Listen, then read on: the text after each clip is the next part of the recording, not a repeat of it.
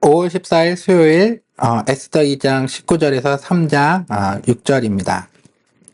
처녀들을 다시 모을 때에는 모르드게가 대궐문에 앉았더라. 에스더는 모르드게가 명령한 대로 그 종족과 민족을 말하지 아니하니 그가 모르드게의 명령을 양육받을 때와 같이 따름이더라.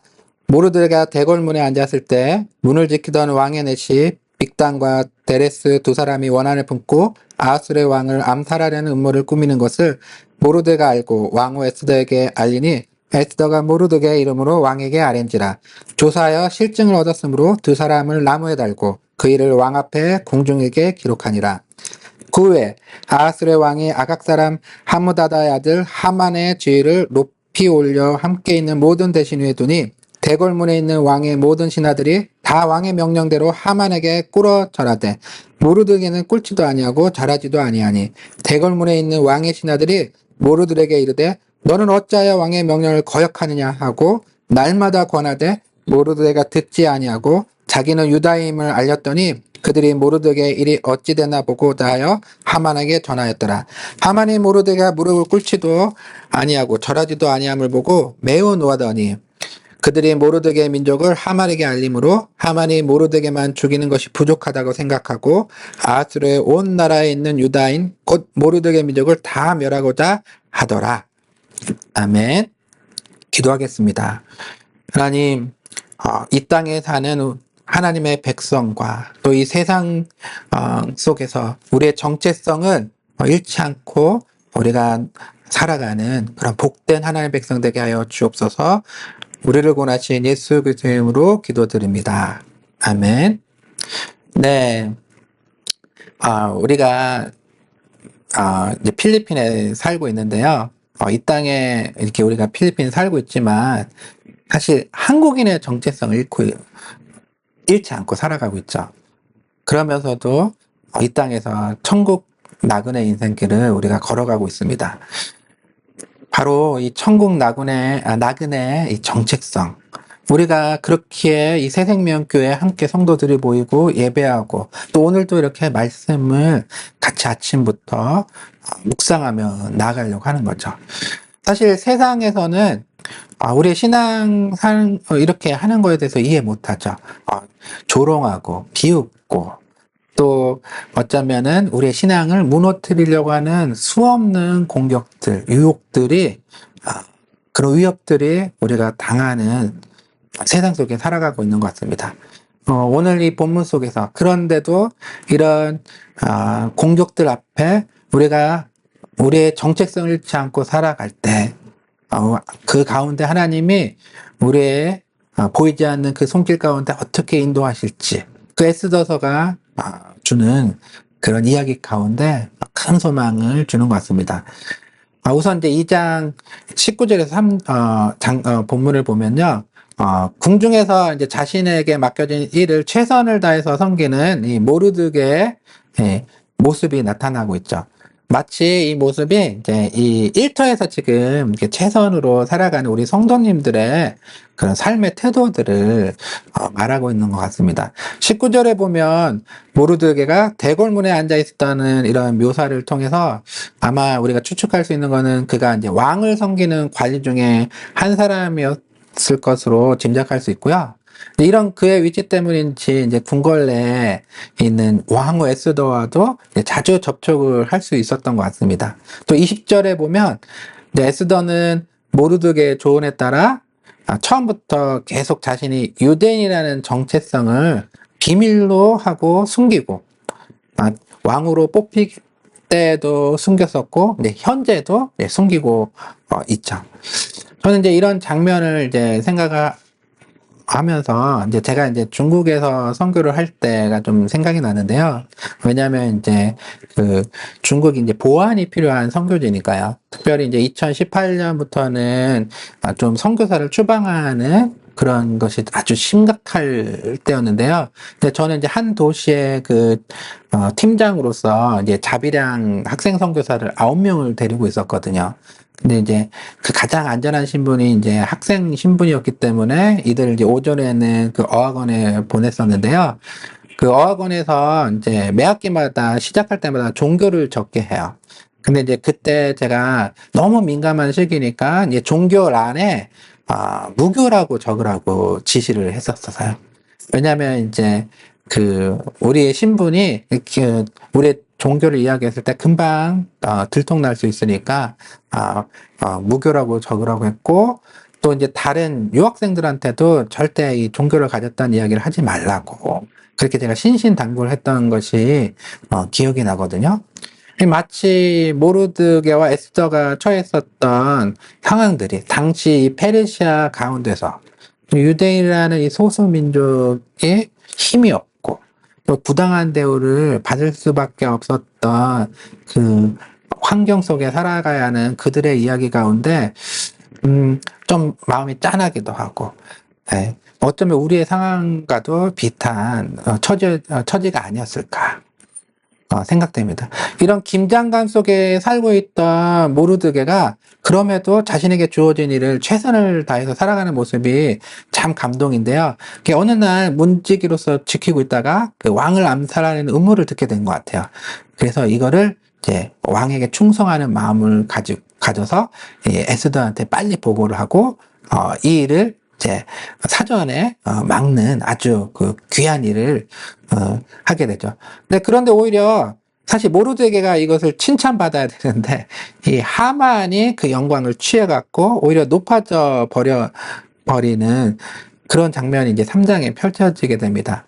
세상엔 이처럼 기회주의자들이 득실하죠. 정의롭지 못한데 이 남의 것을 자신의 것으로 이렇게 공을 뺏어서 성공하는 사람들을 참 우리는 많이 보는 것 같습니다. 그런데 하나님은 이 묵묵하게 자신의 위치에서 최선으로 다하고 살아가는 우리의 모습을 보이지 않는 그 수고들을 다 기억하시고 또 반드시 상급을 주시겠다고 약속하고 계시죠. 세상은 지금은 우리의 성실함을 보고 있는 것 같지 않지만 우리 하나님이 보고 계시고 우리 삶 속에 보이지 않게 함께하고 하심을 기억하며 오늘도 내게 주어진 일터 가운데 또 일 가운데 성실함으로 살아가야 되지 않을까 생각해 봅니다. 그런데 이제 그 뒤에 이제 이야기 가운데 이제 우리의 일터의 성실함 말고도 우리 삶 가운데 정체성의 그런 싸움이 생길 때 우리는 어떻게 해야 되는가? 이 질문 앞에 모르드게는 아주 용감하게 나아가는 모습을 보여주고 있는데요. 모르드게는 하만과의 민족의 정체성, 신앙의 정체성 싸움 앞에는 결코 물러서지 않는 담대한 모습을 보여주고 있습니다. 왜냐하면 이 아각은 이스라엘의 원수였던 아말렉의 왕이었고요. 바로 하만이 그의 후손이었거든요. 참 흥미로운 점이 여기서 펼쳐지고 있는 거죠. 성경은 처음부터 이 하나님 나라 안에 거대한 그 두 민족의 싸움이 계속해서 나오고 있는데요.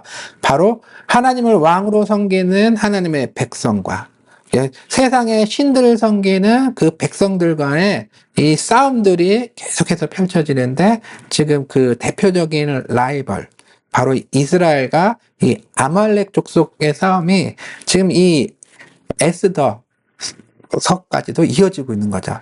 사실 이 싸움은 이제 신약시대 예수님 때까지도 이어집니다. 우리가 잘 아는 헤롯 왕의 가문이 바로 에돔 족속의 출신이었기 때문이죠.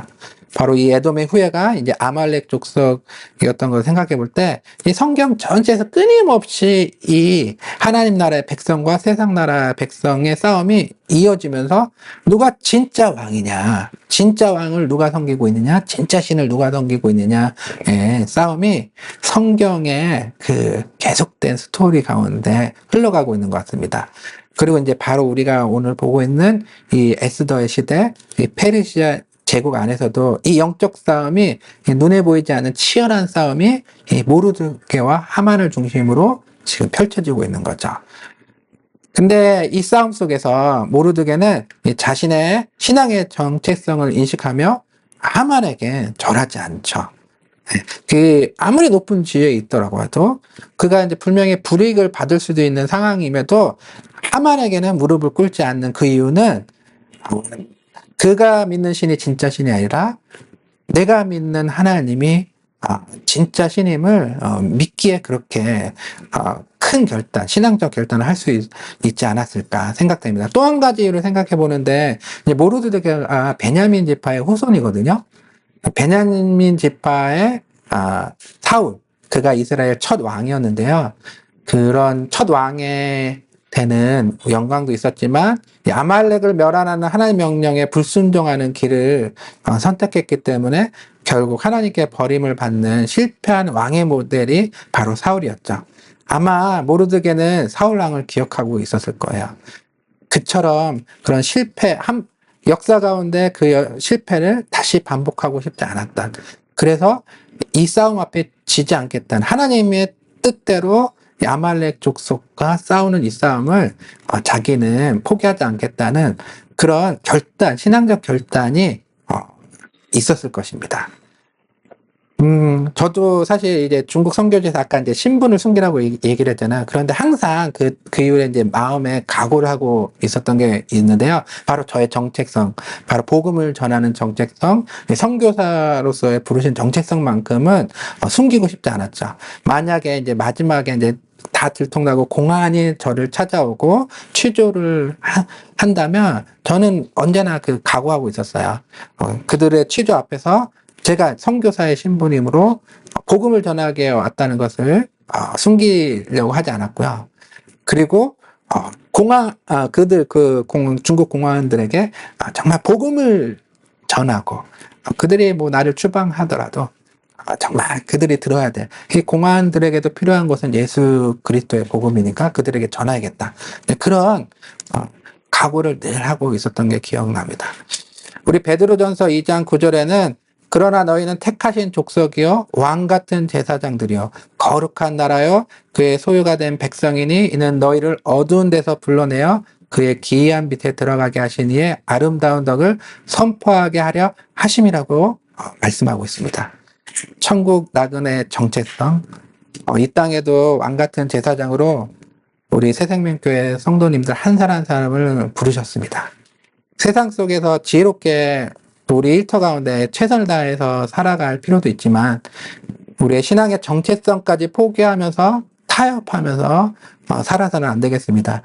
우리의 이 영적 싸움 앞에 지금도 이 거대한 위협처럼 다가오는 그 순간에도 이 무대 뒤에 계신 하나님께서 우리와 함께하고 계시고 일하실 것을 믿고 우리의 신앙의 싸움 앞에 담대한 믿음으로 이 천국 나그네 왕 같은 제사장의 신분을 잊지 않고 살아가는 새생명교회 성도님들 되기를 축복합니다. 기도하도록 하겠습니다. 하나님, 그렇습니다. 지금 우리가 살아가는 이 시대 속에서도 하나님의 백성의 싸움과 세상 사람들과의 싸움이 치열하게 펼쳐지는 이 세상 속에 우리가 살아가고 있음을 깨닫게 해주셔서 감사합니다.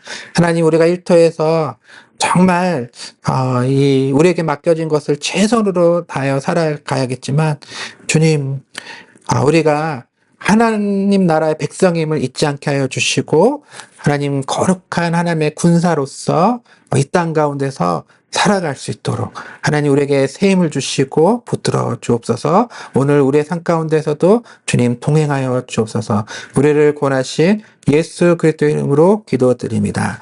아멘.